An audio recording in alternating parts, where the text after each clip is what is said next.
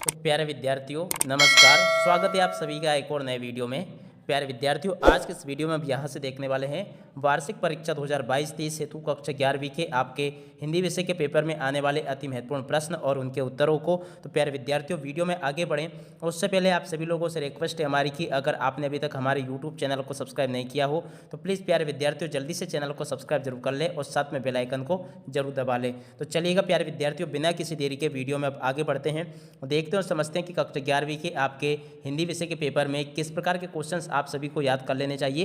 प्यारे विद्यार्थियों यहाँ से मैं आपको बता देना चाहता हूँ कि मैं आपकी परीक्षाओं के लिए अर्धवार्षिक परीक्षा के वेरी आईएमपी क्वेश्चंस आज मैं आपको बताने वाला हूँ। तो चलेगा प्यारे विद्यार्थियों बिना किसी देरी के वीडियो में आगे बढ़ते हैं, देखते हैं और समझते हैं कि आपकी वार्षिक परीक्षा 2022-23 कक्षा 11वीं में आपके हिंदी विषय के पेपर में किस प्रकार के प्रश्न आपसे पेपर में पूछे जाएंगे और इन सब की तैयारी को आपको किस प्रकार से कर लेना है। आप सभी लोग यहाँ से इसको देख सकते हो। टोटली आपका क्वेश्चन पेपर बिल्कुल इसी प्रकार का आपसे परीक्षा में पूछा जाएगा जिस प्रकार का कि मैं यहाँ से आपको बताने वाला हूँ।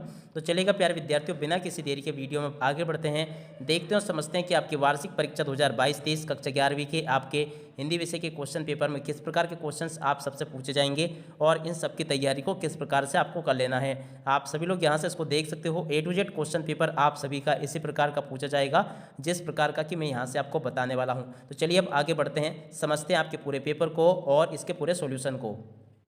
तो प्यारे विद्यार्थियों सबसे पहले हम बात करते हैं आपके पेपर में आने वाले अंतरों के बारे में। तो यहाँ से आप लोग इस अंतर को देख सकते हो। यहाँ से आपसे संधि पूछी गई है और संधि और समास में अंतर यहाँ से आपसे पूछे जाएंगे। तो आप सभी लोगों से अनुरोध है कि आप लोग इस प्रकार से संधि और समास में अंतर को याद कर लेंगे। देखिएगा किस प्रकार के क्वेश्चन यहाँ से आपसे पूछे गए हैं। दो वर्णों के मेल को संधि कहते हैं और दो पदों के मेल को समास कहते हैं। संधि को तोड़ना संधि विच्छेद कहलाता है, समास को तोड़ना समास विग्रह कहलाता है। संधि के 3 भेद होते हैं, समास के 6 भेद होते हैं। संधि का शाब्दिक अर्थ मेल, समास का शाब्दिक अर्थ होता है संक्षेपण। इस प्रकार से आप लोग इसको देख लें और उसी के अलावा यहाँ से आपसे स्थायी भाव और संचारी भाव में अंतर पूछा जाएगा। आप लोग इस प्रकार से स्थायी भाव और संचारी भाव में अंतर को भी याद कर लेंगे। देखिएगा पहला क्वेश्चन यहाँ से आप लोग इसको देख लें टोटली और ये इसका अंतर इधर लिखा है और इस प्रकार से आप सभी लोग इनको देख लेंगे अच्छे से और समझ लेंगे।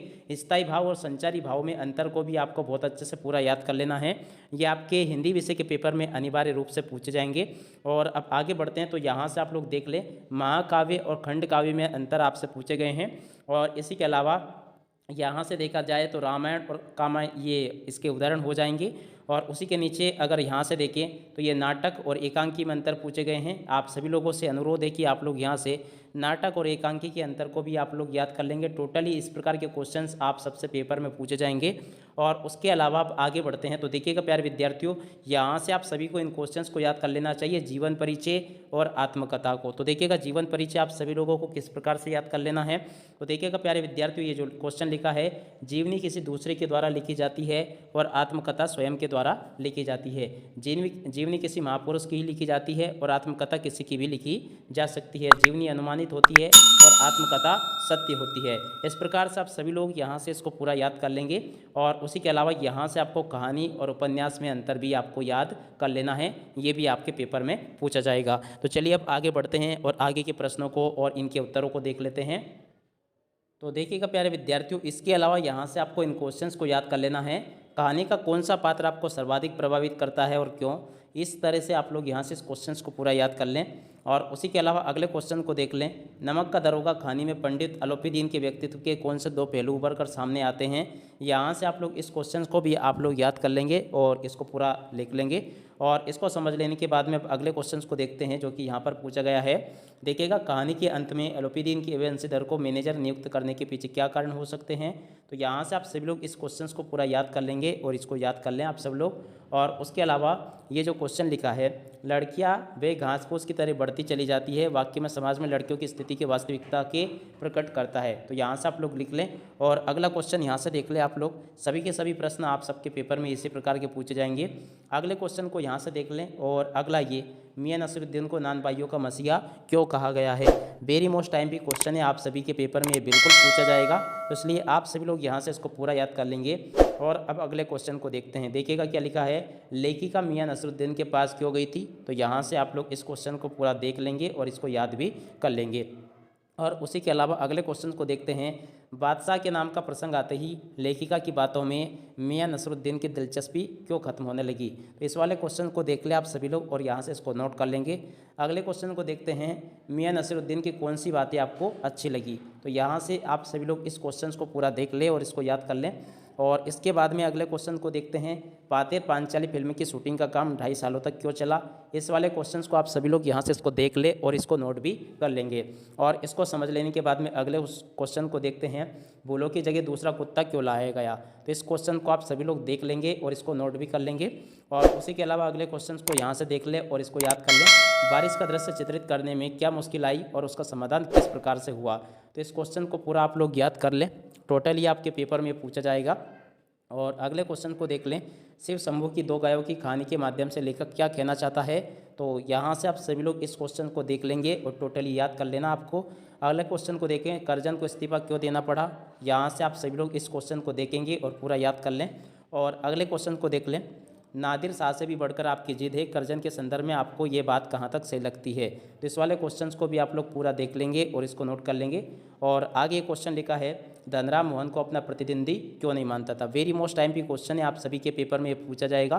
तो इसलिए आप सभी लोग यहाँ से इस क्वेश्चन को पूरा देख लेंगे और इसको याद भी कर लेंगे। और इसको समझ लेने के बाद में आगे बढ़ते हैं, आगे के प्रश्नों को देखते हैं। धनराम मोहन को अपना प्रतिद्वंदी मोहन के किस व्यवहार पर आश्चर्य होता है और क्यों। तो यहाँ से आप सब लोग इस क्वेश्चन को देखेंगे और याद कर लेंगे। अगले क्वेश्चन को देखते हैं, मोहन के लखनऊ आने के बाद के समय को लेखक ने उसके जीवन का नया अध्याय क्यों बताया है। वेरी मोस्ट टाइम की प्रश्न प्यारे विद्यार्थियों, सभी के सभी जो आपको मैं बता रहा हूँ, आप सभी लोग इनका रिवीजन बहुत अच्छे से जरूर कर लें, क्योंकि ये टोटली जो क्वेश्चंस मैं आपको बता रहा हूँ टोटली आपके पेपर में पूछे जाएंगे। वेरी मोस्ट टाइम के क्वेश्चंस मेरे द्वारा यहाँ से आपको बताए जा रहे हैं। अगले क्वेश्चन, मास्टर त्रिलोक सिंह के किस कथन को लेखक ने जबान की चाबुक कहा है। तो यहाँ से आप लोग पूरा का पूरा इसको देखेंगे और याद कर लेंगे। अगले क्वेश्चन को देखते हैं, कबीर की दृष्टि में ईश्वर एक है, इस समर्थन में उन्होंने कौन कौन से तर्क दिए। तो यहाँ से आप लोग इस क्वेश्चन को याद कर लें। और अगले क्वेश्चन की तरफ बढ़ते हैं, कबीर ने अपने आप को दीवाना क्यों कहा है। वेरी मोस्ट टाइम पे क्वेश्चन है आप सभी के लिए, आप लोग यहाँ से इसको देखें और याद कर लेंगे। और उसी के नीचे एक क्वेश्चन पूछा गया है, मीरा कृष्ण की उपासना किस रूप में करती है, वे रूप कैसा है। वेरी मोस्ट टाइम पे क्वेश्चन है आप सभी के लिए, आप लोग यहाँ से इसको देखेंगे और इसको टोटली याद कर लेंगे। और अगले क्वेश्चन को देख लें, क्या पूछा गया है, मीरा जगत को देखकर क्यों रोती है। तो यहाँ से आप लोग इस क्वेश्चन को देख लेंगे और इसको याद भी कर लेंगे टोटली। और अगले क्वेश्चन को देखते हैं, ये जो पूछा गया है, लोक लाज खोने का अभिप्राय क्या है। तो यहाँ से आप लोग इस क्वेश्चन को देख लें और इसको टोटली याद भी कर लेंगे। वेरी मोस्ट टाइम पे क्वेश्चन आप सभी के लिए पूछा गया है। अगले क्वेश्चन को देखते हैं, क्या पूछा गया है, पानी के रात भर गिरने और प्राणमन के गिरने में परस्पर क्या संबंध है। तो इस क्वेश्चन को आप सभी लोग यहाँ से इसको देख लेंगे और इसको पूरा का पूरा याद भी कर लेंगे, टोटली आपके पेपर में पूछा जाएगा। और अगले क्वेश्चन को देख लें, मायके बहन के लिए कवि ने घर को परिताप का घर क्यों कहा है। तो इस क्वेश्चन को आप सभी लोग देखें और इसको नोट कर लेंगे। और उसके नीचे जो क्वेश्चन पूछा गया है देखिएगा, मायके बहन के लिए परिताप का घर क्यों कहा गया है, ये डबल से कॉपी हुआ है यहाँ पर। और अगले क्वेश्चन ये जो लिखा गया है आप लोग यहाँ से इसको देखें और उसी के नीचे ये क्वेश्चन लिखा है। सभी के सभी क्वेश्चंस जिस प्रकार से मैं आपको बता रहा हूँ टोटली आपके पेपर में इसी प्रकार के क्वेश्चंस पूछे जाएंगे। वेरी आईएमपी क्वेश्चंस मैं यहाँ से आपको बता रहा हूँ। तो आप सभी लोगों से अनुरोध है कि आप लोग इन क्वेश्चंस का रिवीजन बिल्कुल बहुत अच्छे से कर ले, टोटली आपके पेपर में इस प्रकार के क्वेश्चंस आपसे पूछे जाएंगे। तो प्यारे विद्यार्थियों, अब इसी के साथ में इस वीडियो को यहीं पर समाप्त करते हैं। जय हिंद, जय भारत।